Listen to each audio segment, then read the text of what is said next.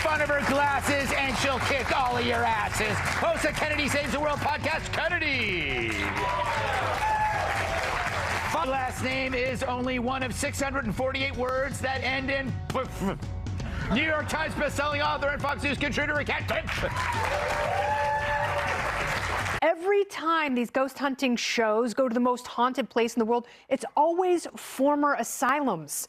This is a horrible idea because all you're doing is creating generations of ghosts that are eternally damned, that would truly heal people. And I think that is much more revolutionary than repeating what we've done in the past, which hasn't worked. And I miss hobos. I was a cocaine bear. Cocaine bear. Even though I'm clear, okay, yeah, my life's falling apart. My life's falling apart. I got nothing going for me. Jeez. You know, but people will say you're crazy, like men, for example.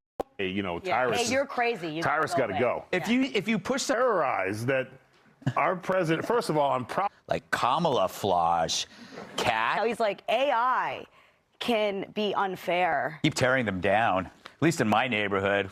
What is prison background? Because that may be to some form of discrimination. Something as complicated as this. Yes. I have to tell you, I have a college freshman, and we were on the phone today discussing her grade. She's like, I'm doing so well in English. Or Greg Gutfeld says he's 5'5".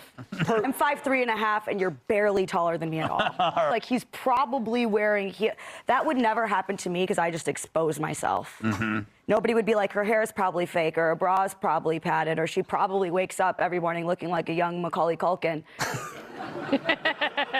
About the fact that it is, and I do.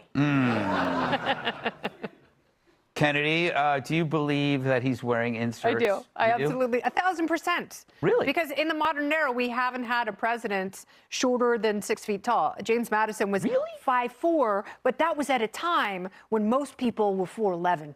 So he actually was a giant.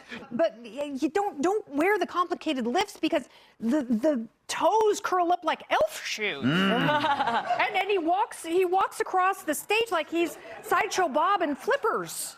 And I was rooting for him. For what it's worth. They're like this. Somebody called me and they were like, hello, do you like watching people do sex on TV? I wouldn't be like, hell yeah, brother.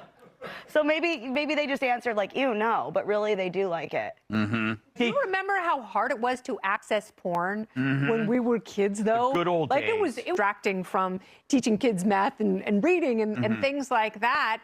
And the pandemic, like, they missed such a key part of their socialization. They liked Adam. Now I'm not so sure. But Kennedy's right. I mean, back in the day, if I wanted... Connecticut, my Big Mac is $18. How will I ever afford it? Why do they talk like that in Connecticut? I have no idea. I will never live in any place that talk like this. It's so weird. I blame Pete Buttigieg. Yeah. Every major problem we've had in this country, if it's not Joe Biden and Kamala Harris, it is Mayor Pete. Because the supply chain issues and crashing trains and late planes and expensive Big Macs, it all comes down to him. Gas, too. Gas. Because think about who's at McDonald's. You're there because either you're drunk or you actually want to eat McDonald's even though you're not drunk.